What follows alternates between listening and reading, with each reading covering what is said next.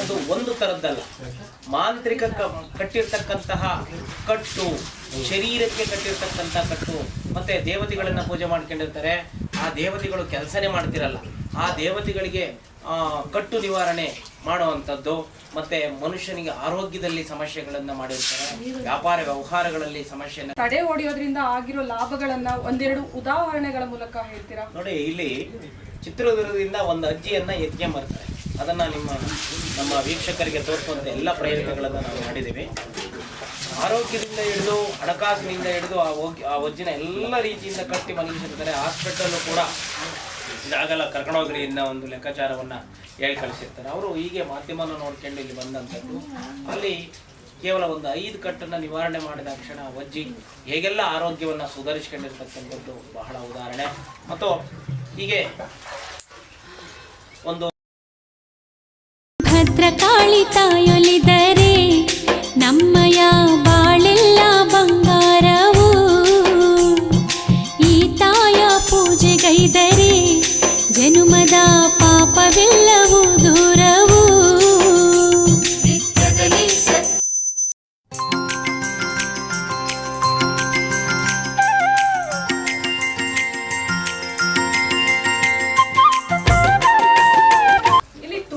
ಭಕ್ತರು ಹೇಳ್ತಾ ಇದ್ರು ಇಲ್ಲಿ ತಡೆ ಹೊಡೆಯೋದು ತುಂಬಾ ಫೇಮಸ್ ಅಂತ.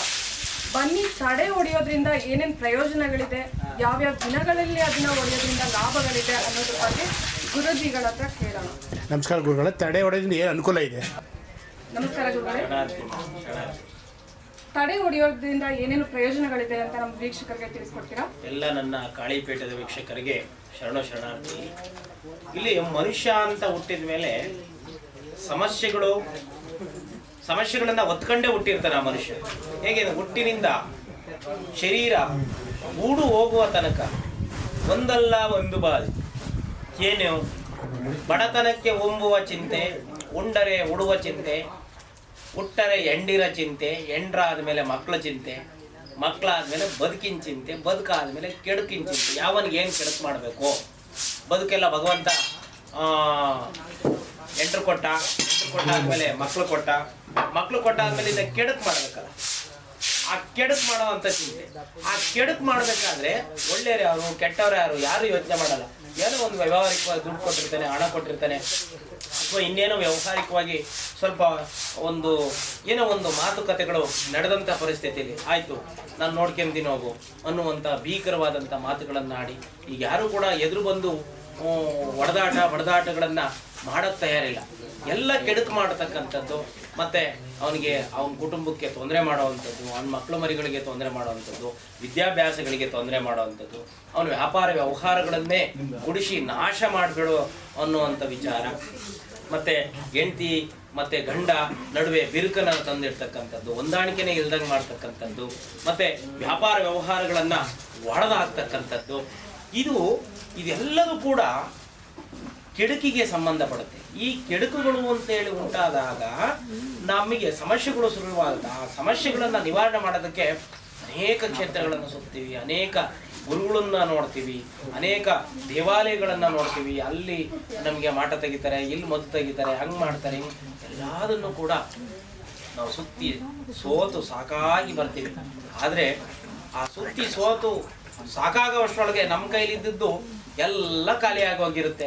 ಹೆಂಡತಿ ಒಡವೆನೂ ಕೂಡ ಬಿಟ್ಟಿರಲ್ಲ, ಮಾಂಗಲ್ಯನೂ ಕೂಡ ಬಿಟ್ಟಿರಲ್ಲ, ಮಾರ್ಕೆಂಡ್ ಆಗೋಗಿರುತ್ತೆ. ಏನು ಮಾರ್ಕೊಂಡಿರ್ತಾರೆ? ನಿಮ್ಮ ಮಕ್ಕಳು ಮರಿಗಾಗಿ ಮಾರಿರಲ್ಲ.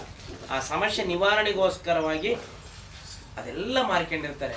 ಅಂಥ ಪರಿಸ್ಥಿತಿಯಲ್ಲೂ ಕೂಡ ಭಗವಂತನ ಮೇಲೆ ನಂಬಿಕೆ ಅನ್ನುವಂಥದ್ದೇ ಹೊರಟೋಗಿರುತ್ತೆ. ನಾವು ಇಷ್ಟೆಲ್ಲ ಮಾಡಿದ್ವಿ, ಇಷ್ಟೆಲ್ಲ ಮಟ್ಟಿದ್ವಿ, ನಮ್ಮನ್ನು ಯಾವ ದೇವರು ಕಾಪಾಡಲಿಲ್ಲ, ಯಾವ ಗುರುಗಳು ಕಾಪಾಡಲಿಲ್ಲ, ಇದೇನಿದು ಕರ್ಮ ಮಾಟ ಮಂತ್ರ ಅನ್ನೋಂಥದ್ದು ಇಷ್ಟು ದೊಡ್ಡದ ಅನ್ನುವಂಥ ಪ್ರಶ್ನೆ ಮೂಡುತ್ತೆ. ಆ ಪ್ರಶ್ನೆ ಮೂಡಿದಾಗ ಕಟ್ಟು ನಿವಾರಣೆ, ಇನ್ನೊಂದು ತಡೆ ನಿವಾರಣೆಗೆ ಹೆಸರು ಕಟ್ಟು ನಿವಾರಣೆ ಅಂತ. ಅವನು ಯಾತ್ರಲ್ಲಿ ಕಟ್ಟಿರ್ತಾನೆ, ನಮ್ಮನ್ನ ಯಾತ್ರಲ್ಲಿ ಮಾಂತ್ರಿಕ ಬಂಧನ ಮಾಡಿರ್ತಾನೆ. ಯಾವ ದೇವತೆಗಳನ್ನ ಹಿಡಿದು ಬಂಧನ ಮಾಡಿರ್ತಾರೆ ಆ ದೇವತೆಗಳ ಕಟ್ಟು ಬಿಡಿಸ್ತಕ್ಕಂಥದ್ದು, ಮತ್ತೆ ಆ ಬಂಧನದಿಂದ ವಿಮೋಚನೆಯನ್ನಗೊಳಿಸ್ತಕ್ಕಂಥ ಒಂದು ಕ್ರಿಯಾ ವಿಧಿವಿಧಾನವನ್ನ ತಡೆ ಹೊಡೆಸೋದು ಅಂತ ಹೇಳಿ ಕರಿತೀವಿ. ಆ ತಡೆ ಹೊಡೆಸೋದ್ರಲ್ಲಿ ನಾನಾ ರೀತಿಯಾದಂಥ ಅಂತಕ್ಕಂಥದ್ದು ಒಂದು ಥರದ್ದಲ್ಲ. ಮಾಂತ್ರಿಕ ಕಟ್ಟಿರ್ತಕ್ಕಂತಹ ಕಟ್ಟು, ಶರೀರಕ್ಕೆ ಕಟ್ಟಿರ್ತಕ್ಕಂಥ ಕಟ್ಟು, ಮತ್ತೆ ದೇವತೆಗಳನ್ನ ಪೂಜೆ ಮಾಡ್ಕೊಂಡಿರ್ತಾರೆ. ಆ ದೇವತೆಗಳು ಕೆಲಸನೇ ಮಾಡ್ತಿರಲ್ಲ. ಆ ದೇವತೆಗಳಿಗೆ ಕಟ್ಟು ನಿವಾರಣೆ ಮಾಡುವಂಥದ್ದು, ಮತ್ತೆ ಮನುಷ್ಯನಿಗೆ ಆರೋಗ್ಯದಲ್ಲಿ ಸಮಸ್ಯೆಗಳನ್ನು ಮಾಡಿರ್ತಾರೆ, ವ್ಯಾಪಾರ ವ್ಯವಹಾರಗಳಲ್ಲಿ ಸಮಸ್ಯೆಯನ್ನು ಕಟ್ಟಾಕಿರ್ತಕ್ಕಂಥ ಸ್ವಾಮಿ ಹೇಳ್ತಾರೆ, ಸ್ವಾಮಿ ನಾವೆಲ್ಲದ್ರಾಗೂ ಕಟ್ಟಾಕ್ತಂಗೆ ಆದಂಥ ಅನುಭವ ಆಗ್ತಾ ಇದೆ, ನಮಗೆ ಬಿಡಿಸ್ಕೊಳಕ್ಕಾಗ್ತಾ ಇಲ್ಲ ಅನ್ನುವಂತಹ ಪರಿಸ್ಥಿತಿಯೊಳಗೆ ಅಂತಿಮವಾಗಿರ್ತಕ್ಕಂಥದ್ದು ಕಟ್ಟು ನಿವಾರಣೆ ಅಥವಾ ತಡೆ ನಿವಾರಣೆ ಅಂತ ಹೇಳಿ ಕರೀತಾರೆ. ಈ ತಡೆ ನಿವಾರಣೆಯಲ್ಲಿ ವ್ಯಾಪಾರ ವ್ಯವಹಾರಗಳಿಗೆ ಸಂಬಂಧಪಟ್ಟಂಥ ದರಿದ್ರ ಲಕ್ಷ್ಮೀ ದೋಷದ ನಿವಾರಣೆಯ ಕಟ್ಟು, ವ್ಯಾಪಾರ ವ್ಯವಹಾರಗಳಿಗೆ ಸಂಬಂಧಪಟ್ಟಂಥ ಕಟ್ಟು ನಿವಾರಣೆ, ತಡೆ ನಿವಾರಣೆ, ನಾಗದೋಷದ್ದು ತಡೆ ನಿವಾರಣೆ, ಮತ್ತು ದೇವಾಲಯಗಳಿಗೆ ದೇವತೆಗಳಿಗೆ ಸಂಬಂಧಪಟ್ಟಾದಂತಹ ಬಂಧನದಿಂದ ಮುಕ್ತಿ ಮಾಡ್ತಕ್ಕಂಥ ಕಟ್ಟು ನಿವಾರಣೆ, ಹೀಗೆ ಅನೇಕ ತಡೆ ನಿವಾರಣೆಗಳನ್ನು ಮಾಡುವಂತಹ ಕಾರ್ಯವನ್ನು ನಮ್ಮ ಭದ್ರಕಾಳಮ್ಮನವರು ಮಾಡ್ತಾ ಇದ್ದಾರೆ. ಹಾಗಾಗಿ ಈ ಉಪಯೋಗವನ್ನ ಎಲ್ಲರೂ ಕೂಡ ಈ ತಡೆ ನಿವಾರಣೆಯನ್ನ ಬಳಸ್ಕೊಳ್ಳಿ. ಆಗಿರೋ ಲಾಭಗಳನ್ನ ಒಂದೆರಡು ಉದಾಹರಣೆಗಳ ಮೂಲಕ ಹೇಳ್ತೀರಾ? ನೋಡಿ, ಇಲ್ಲಿ ಚಿತ್ರದುರ್ಗದಿಂದ ಒಂದು ಅಜ್ಜಿಯನ್ನ ಎತ್ಕೊಂಬರ್ತಾರೆ. ಅದನ್ನ ನಮ್ಮ ವೀಕ್ಷಕರಿಗೆ ತೋರಿಸುವಂತ ಎಲ್ಲ ಪ್ರಯತ್ನಗಳನ್ನು ನಾವು ಮಾಡಿದ್ದೀವಿ. ಆರೋಗ್ಯದಿಂದ ಹಿಡಿದು ಹಣಕಾಸಿನಿಂದ ಹಿಡಿದು ಆ ಅಜ್ಜಿನ ಎಲ್ಲ ರೀತಿಯಿಂದ ಕಟ್ಟಿ ಮಲಗಿಸಿರ್ತಾರೆ. ಹಾಸ್ಪಿಟಲ್ ಕೂಡ ಇದಾಗಲ್ಲ, ಕರ್ಕೊಂಡೋಗ್ರಿ ಇನ್ನೂ ಒಂದು ಲೆಕ್ಕಾಚಾರವನ್ನ ಹೇಳಿ ಕಳಿಸಿರ್ತಾರೆ. ಅವರು ಹೀಗೆ ಮಾಧ್ಯಮನ ನೋಡ್ಕೊಂಡು ಇಲ್ಲಿ ಬಂದಂಥದ್ದು.